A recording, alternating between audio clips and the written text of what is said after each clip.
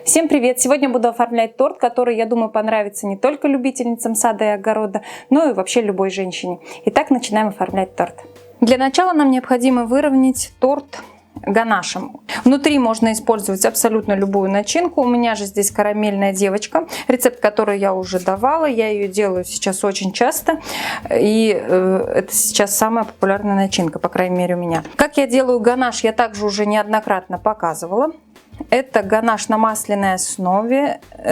Данный ганаш я сделала на темном шоколаде, плюс сливочное масло. Пропорция 1 к 2. Я делаю сразу на 3 торта.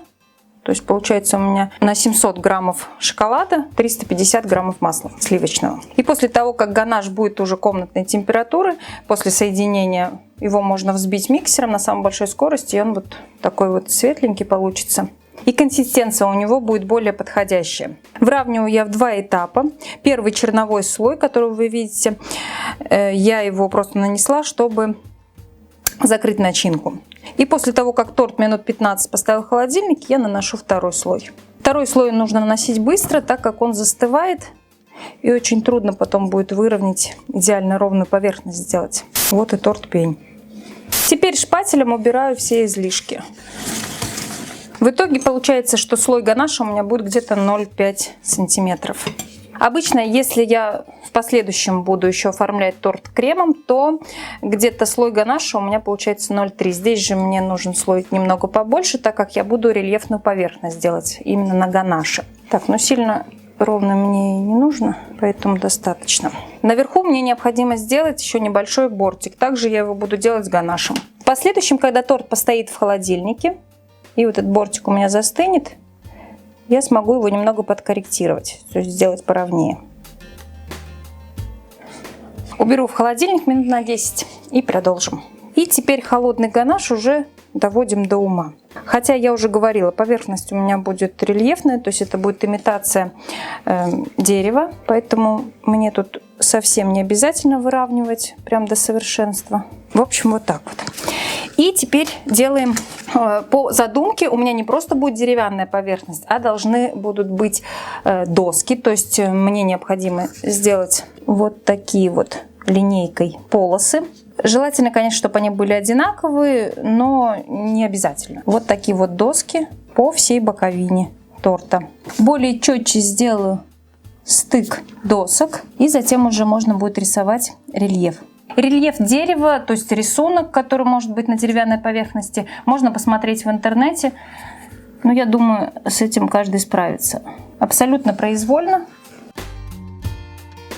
Вот примерно вот таким вот образом должно быть, как я себе представляю. И еще я вот здесь вот попробовала, у меня есть вот такой инструмент. Жаль, конечно, что нету валика именно с деревянной поверхностью, но есть каменная. И попробовала на ганаше сделать. Тоже, кстати, классно получается. Можно сделать будет такую клумбу с каменным основанием. Все, отправляем торт в холодильник. Нам необходимо, чтобы поверхность полностью охладилась. Более того, я даже рекомендую минут на 10 перед тем, как окрашивать, отправить в морозилку. Приготовим смесь, которую будем окрашивать торт. Диоксид титана мне нужен будет, сухой белый краситель, водка. Сюда же добавляем кукурузный крахмал и опять же разбавляем водкой. Должна получиться консистенция жидкой сметаны. Определенных пропорций нет, поэтому все делаем на глаз. И сюда же я добавлю немного красителя. Можно этого не делать, если вы хотите, чтобы поверхность была чисто белая. Я буду использовать синий сухой краситель Cake Colors.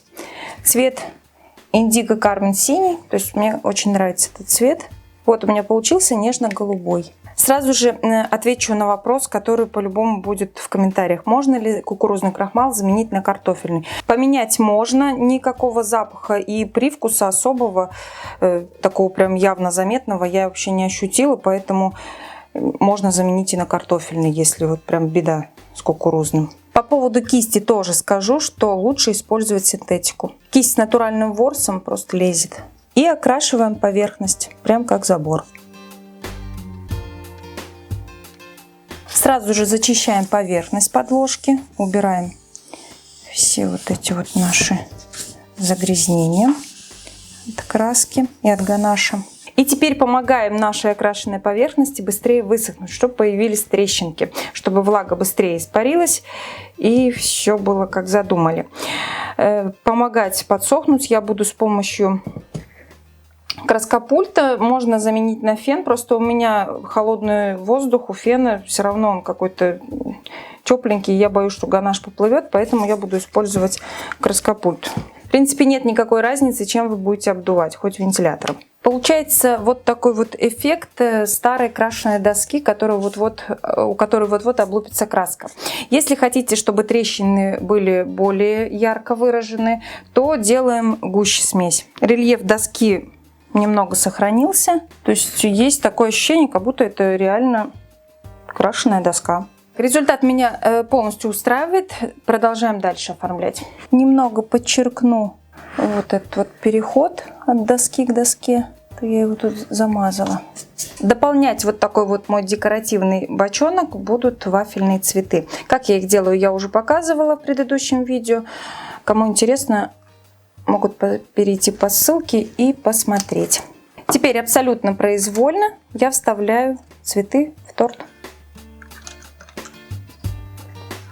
Оставила здесь свободное место. У меня будет торчать вот такая вот садовая лопатка отсюда. И сейчас я сюда вставлю. Лопатку я сделала из мастики. И здесь еще у меня будет в дополнении земля. И может быть даже еще добавлю бисквитный мох. Сейчас посмотрим, как это все будет смотреться. Землей у меня будет какао-напиток. Вот такой вот милый, я считаю, оригинальный женский торт получился для той, которая любит возиться в саду. Я, как всегда, желаю вам удачи в ваших начинаниях. Всего вам самого доброго.